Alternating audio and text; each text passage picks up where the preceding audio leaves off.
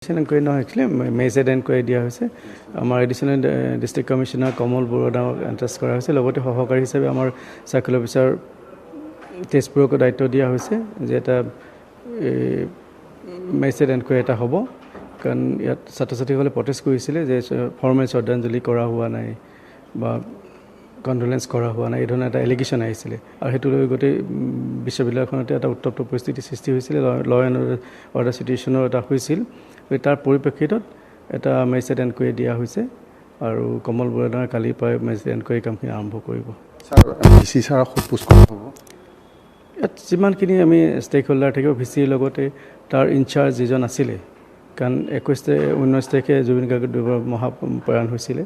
তাৰপাছত তেতিয়া in-charge VC আছিলে। 22 তাৰিখে আমাৰ যিজনৰ ওপৰত এলিগেশ্যন আছে তেওঁ আহিছিলে। গতিকে আমাৰ গোটেই সেই সময়খিনি সম্পূৰ্ণ আহিছিলে, গোটেই সময়খিনি সামৰি লোৱা হ'ব। জুবিন গাৰ্গ ডাঙৰীয়া মৃত্যু হোৱাৰ পৰা ক্ৰিমেশ্যনলৈকে আমাৰ যিটো ষ্টেটৰ নিৰ্দেশনা আছিলে, আমাৰ ষ্টেট মৰ্ণিঙৰ যিটো নিৰ্দেশনা আছিলে, সেইটো নিৰ্দেশনা মানা হৈছে নে নাই হোৱা, সেইখিনি চোৱাৰ কাৰণে গোটেই সময়খিনি সামৰি লোৱা হ'ব। ছাৰ, অপমান কৰা হৈছিল নে নাই সেই কথাটো, অপমান কৰা হৈছিল নে নাই সেই কথাটো এনকুৱাৰী কৰা হ'ব। সময়খিনি আছিলে বা যিখিনি নিৰ্দেশনা পালন কৰিব লাগে সেইখিনি কৰা হ'ল নে নাই, নাই কৰা যদি কোনে তাৰ কাৰণে জড়িত থাকিলে, সেই গোটেইখিনি সামৰি লোৱা হ'ব ইয়াতে। এইবাৰ পূজাৰ ক্ষেত্ৰত কিছু আলোচনা হৈছে। পূজা সমিতি আৰু শোণিতপুৰ জিলা প্ৰশাসনৰ মাজত কিবা আহ্বান জনাইছেনে বা কিবা নিৰ্দেশনা আছে নেকি পূজাৰ পৰা একে বিসৰ্জনলৈকে? এইখিনি আমাৰ বঙালী পূজা সমিতি যিখিনি আছিলে, তেওঁলোকে এইটো সিদিনাখন প্ৰথম প্ৰপ'জেলটো আৰম্ভ কৰিছিলে যে আমি এখন মিটিং পাতিছোঁ এই ডিচিশ্যন এটা ল'বৰ কাৰণে যে আমি উৎসৱ পাবলৈ সংগীত ব্যৱহাৰ কৰাটো উচিত হ'ব নে নহ'ব, বা বিসৰ্জনৰ সময়ত আমি কি ধৰণে আমি গান বজনাখিনি ইউজ কৰিম বা আমাৰ ঢাকখিনি কেনে ব্যৱহাৰ কৰিম, এইখিনি কথা পাতিবৰ কাৰণে। আৰু প্ৰথম প্ৰপ'জেলটো তেওঁলোকৰ পৰা আহিছিলে যে আমি এইবাৰ পাৰিলে সকলোৱে জুবিন গাৰ্গক প্ৰতিমূৰ্তিত তেওঁৰ এটা থাকিব, শ্ৰদ্ধা জনাবৰ কাৰণে এটা স্থল থাকিব। তাৰ লগতে তেওঁৰ গানখিনিয়ে অলপ বাজক। ইয়াত আমি ডিজেৰ জৰিয়তে বেলেগ গান বজাতকৈ তেওঁৰ গানখিনিয়ে বাজিলে তেওঁৰ প্ৰতি আমি শ্ৰদ্ধা নিবেদন কৰা হ'ব।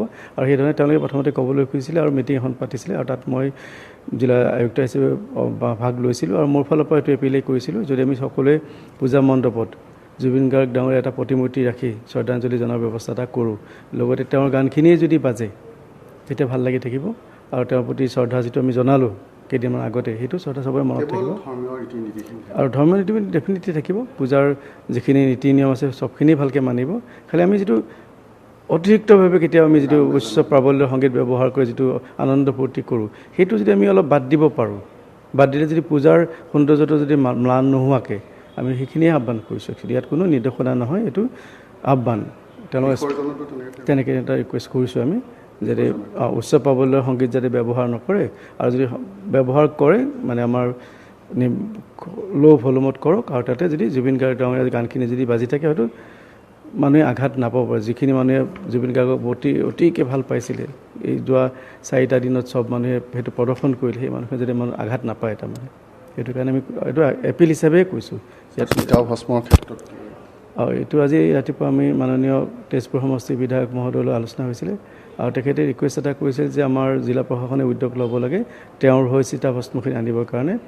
আৰু ইতিমধ্যে আমাৰ সাংস্কৃতিক বিভাগে এটা পৰ্টেল মুকলি কৰিছে, আমি তেওঁৰ অনুৰোধ মৰ্মে, আৰু সেই পৰ্টেলত আমি ৰেজিষ্ট্ৰেশ্যন কৰিম ইয়াত আনিবৰ কাৰণে। আৰু তেওঁ জনোৱা মতে সেই চিতাভস্মখিনি অহাৰ পাছত এটা প্ৰতিমূৰ্তিৰ কাৰণে তেওঁ এটা ভাবি থৈছে, চিতাভস্মৰখিনি আনি প্ৰতিমূৰ্তি এটা বনাব জুবিন গাৰ্গ ডাঙৰীয়া।